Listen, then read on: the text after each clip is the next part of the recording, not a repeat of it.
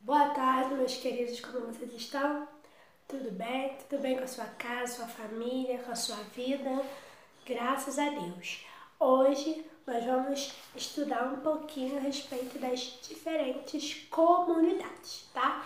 Então hoje é dia 27 de agosto, quinta-feira, e nós vamos estudar a área de conhecimento de ciências humanas e vamos estudar o componente curricular de geografia. Capítulo unidade 3, nós vamos estudar aí da página 179 a 183 e faremos a ficha 103 e 104, ok? Então vamos lá. Você já observou que existem muitas comunidades e elas apresentam diferenças entre si? No campo, por exemplo, suas comunidades apresentam características particulares, uma vez que as moradias elas são distribuídas por áreas maiores, umas casas ficam longe das outras, né? E o ritmo de trabalho é dado pelas condições naturais, né? Tudo depende, aí tá muita chuva, não tem como trabalhar. Já nas cidades, as pessoas vivem mais próximas umas das outras e as comunidades são formadas por grupos de pessoas que podem ser muitas ou poucas, né? Dependendo do tamanho da cidade. Em cidades grandes, as comunidades são formadas pelas pessoas que vivem no mesmo bairro. Já em cidades pequenas, as comunidades podem abranger todos os seus habitantes, tá? Então, assim, nós temos aqui duas imagens, olha. Aqui uma comunidade, né, carente, aqui muitas casas umas perto das outras e aqui já mais afastadas, tá? Em cidades maiores. Então, mão na massa, você vai responder, tá? A alternativa, o que representa o lugar onde sua comunidade está inserida? No campo, em uma cidade grande ou uma cidade pequena, tá? Aí lá no seu caderninho você vai escrever um pequenino texto descrevendo aí as características da sua comunidade, como é que ela é, se ela é grande, se ela é pequena, se tem muita gente, tá? E você pode aí fazer um desenho, tá bom? Aí, povos de uma comunidade. São diversos os povos que contribuem para a formação das diferentes comunidades existentes aqui em nosso extenso país. Então, você vai conhecer aqui algumas delas. E a primeira, né, é a comunidade indígena. Eles foram os primeiros habitantes, né, os primeiros povos a habitar aqui no Brasil e formavam grandes comunidades. Cada qual tinha sua característica própria, uma maneira de construir suas moradias, os seus rituais religiosos, né? Como que eles obtinham alimento. Então, de uma tribo para outra havia diferença, como eles tiravam os recursos necessários. Então, eles ocupavam-se grandes territórios e viviam em relação ao seu direto com a natureza. E eles tiravam dali da natureza aquilo que eles necessitavam para a sua sobrevivência. Com recursos obtidos na natureza, eles desenvolveram diversas atividades produtivas, e uma delas como a cestaria, tá? Cerâmica e agricultura. E o que é cestaria? Atividade relativa à fabricação de cestos, né? Se você for procurar na internet, você vai ver umas imagens de atividades feitas pelos índios, você vai ver ali até a imagem deles fabricando as cestas, tá?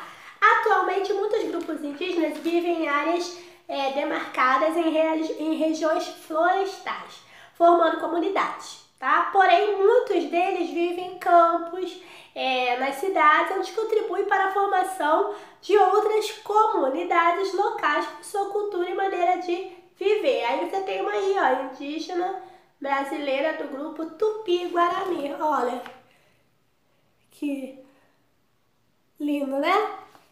Bem diferente, tá? Aí na página 181 você tem, ó, o local onde você vive apresenta influências deixadas pelas culturas indígenas. No mapa, você vai observar a localização dos principais grupos indígenas em nosso país e vai responder as perguntas lá embaixo, tá? Então, tem aí como se fosse um índice, oh meu Deus, uma legenda, não é um índice, é uma legenda para você achar, tá? E você vai olhar nesse mapa aqui, ok? Então você vai indicar aí o grupo indígena que é nativo, qual o grupo indígena é nativo na região onde você vive, tá? E embaixo você vai fazer uma pesquisa na internet sobre o modo de vida do grupo indígena que ocupava a região onde está localizada a sua comunidade. Então precisa da ajuda do papai e da mamãe para fazer essa atividade de pesquisa, tá? Muito bem.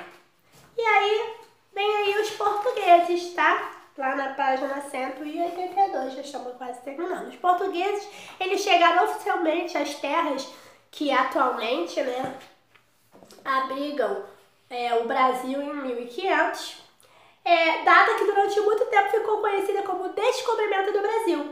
E quando os portugueses chegaram aqui, né, iniciou uma série de modificações nas comunidades locais, né, e de modificações nas comunidades locais, e uma vez que eles trouxeram novos produtos, utensílios, ferramentas, tecidos, etc. Ok? Mas os portugueses também encontraram muitas coisas que eles não conheciam, como a maneira de viver dos indígenas e o contato direto deles com a terra. Assim como os portugueses influenciaram os indígenas influenciaram na maneira de viver dos portugueses e isso originou uma nova cultura, tá? Muitas comunidades que existem atualmente apresentam grande influência da cultura portuguesa, pois em muitos casos, portugueses e indígenas fundaram diversas vilas que mais tarde se transformaram em cidades. Algumas se tornaram grandes cidades, enquanto outras continuaram pequenas e guardam até hoje as marcas deixadas pelos portugueses e pelos indígenas, ok? E olha que interessante, com a lupa na mão. Todos nós temos um nome e um sobrenome.